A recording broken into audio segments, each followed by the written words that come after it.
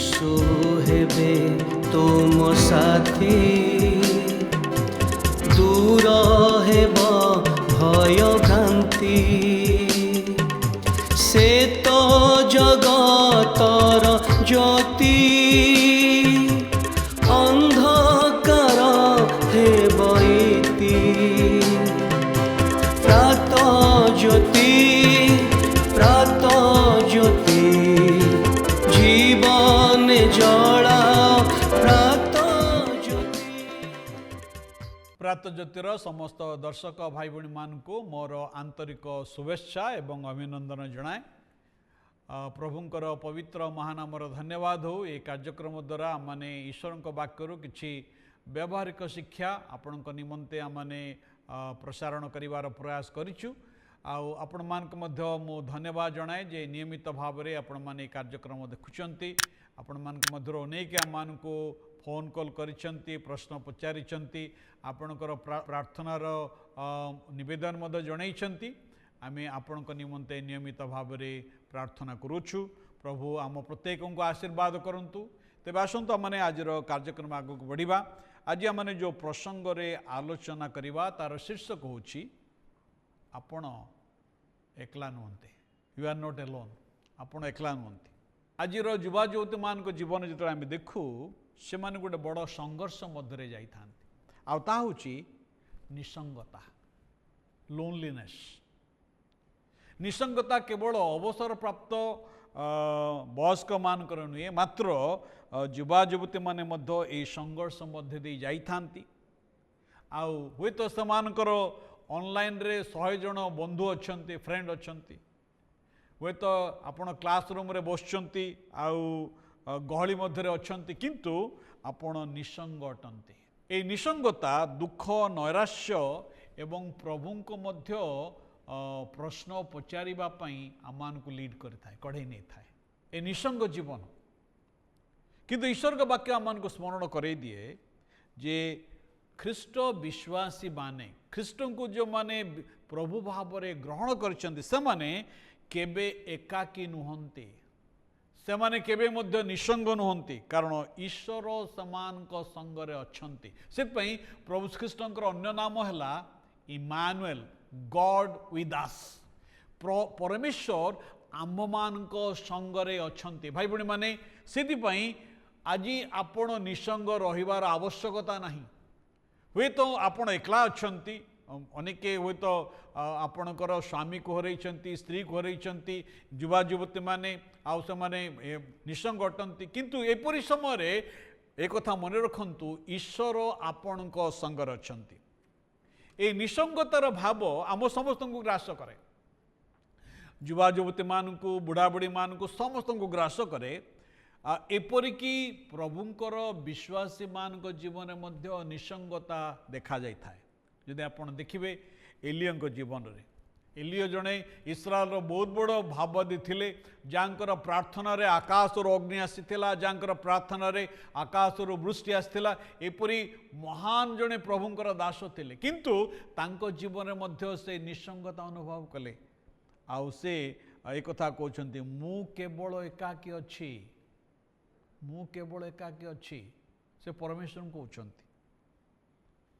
किंतु भाई भणी माने आमे मध्य देखो प्रभु के वाक्य रे दाऊद जे कि इस्राएल गोटे बहुत भल राजा, a great king, king David, सी गीत संहिता 25 गीतर 16 पद रे गोटे चित्कार करी प्रार्थना करुछंती। से एक कथा कहउछंती, मो प्रति फेर, हे परमेश्वर मो प्रति फेर ओ मो प्रति दया कर, कारण मो असहाय वो दुखग्रस्त अटे। से प्रभु को कहते, प्रभु मु असहाय, मु निसंग, मो प्रति तुम्हें फेर, मते तुम्हें दया कर। एवं प्रभु ख्रीष्ट जीवन में आम देखू जिते से क्रूशरे आ झुलुचंती पापी मनुष्य मानकर पापर परित्राण निमंते। आउ से समय से चित्कार कर कहते, हे पिता कहीं तुम्हें मते परित्याग कल। भाई भणी माने ये जो एकाकी बा निसंगतार को अनुभव करिवार अर्थ, आपण जे दुर्बल व्यक्ति, आपण जे विश्वासहीन व्यक्ति यह नुहे। किंतु गोटे कथा, आपण जे मनुष्य अटंती से कथा प्रकाश हुए। आम मनुष्य आम जीवन में निसंगता आसब, निसंगतार भाव आसब, किंतु परमेश्वर तांका वाक्य आम को कौन करती ना तांकर उपस्थितिर प्रतिज्ञा से दियंते। परमेश्वर तांका वाक्य आम को कहती मु तो सहित अच्छी। जिसा तार 41 अध्याय 10 पद लिखा अच्छी, भय कर नहीं आम्बे तुम संगरे अच्छु, आमे तुम संगरे अच्छु। प्रभु कहते तुम्हें भय कर नहीं, तुम्हें कौन से विषय भय कर नहीं, आमे तुमको सबल करवा, साहाय्य करवा, आमे तुम उपकार करवा। प्रभु कहते भय कर नहीं, तुम्हें निसंग नुह, आमे तुम संगरे अच्छु। भाई भणी माने ये केड़े आनंदर विषय, केते सांत्वनार विषय जे सर्वजगतर सृष्टिकर्ता परमेश्वर आम संगरे अछंती। आपण आउ काहाकू चाहुचंती?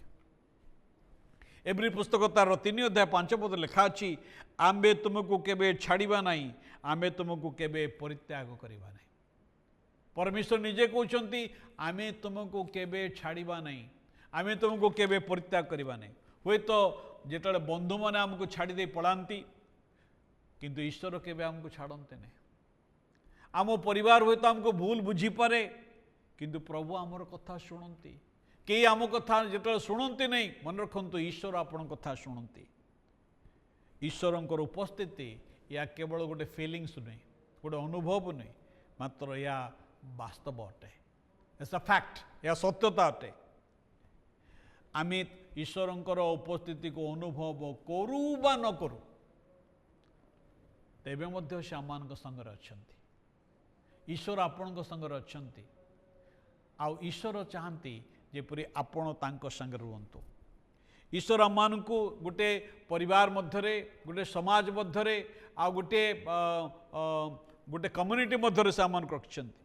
से परमेश्वर निजे कहले सृष्टि रे मनुष्य एकाकी थिबा भल नुहे। जदि तार भिन्न कॉन्टेक्स्ट रही, ईश्वर आम को परिवार देइछंती, मंडली देइछंती। आमे आम मंडली एक परिवार अटे, जोटी आम उत्साह और सांत्वना पाई थाउ।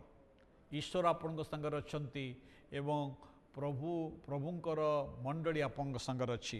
तेणु आपण एकाकी रुहंतु नाही, आपण कौनसी ना कौनसी दल सहित संपृक्त हुंतु। एवं ईश्वर बेले बेले ये निसंगता को व्यवहार करती जेपरि आम अधिक तांकर निकटवर्ती हेबा। जदि आपण जीवन किसी निसंगता विषय आसीची, तेबे ईश्वर चाहते आपण जेपरि तांको सहित घनिष्ठ हुंतु। प्रेरित पाउलଙ୍କ जीवन आम देखू, जितेबाला से निसंग रहिले, से जेल रे जिते रहिले, से समय अधिक वाक्य से लिखिले। तेणु ईश्वर आम को चाहती जेपरि आमे तांको सहित रहिबा। आपण जदि एकला अछंती, मन रखंतु ईश्वर आपण संगे अछंती, आउ से आपण को जीवन को नहीं आश्चर्य कार्य करिवे। आसंतु पदे प्रार्थना करिबा। प्रभु तुम पवित्र महानाम को धन्यवाद दूचु, तुम उपस्थिति निमंते धन्यवाद दूचु। प्रभु तुम्हें आम संगे अच्छ, तुम्हें कहीच देख जुगांत पर्यंत सदा सर्वदा मु तुमर संगे संगे अच्छी। प्रभु तुम वाक्य द्वारा आम प्रत्येक को सांत्वना दियो, बल दियो, शक्ति दियो। ए जगत तुम निमंते बंचापी साहाय्य कर। ये प्रार्थना जीशु नाम उत्सर्ग करुछु, आमेन। समस्त नमस्कार। ईश्वर प्रत्येक को आशीर्वाद करंतु।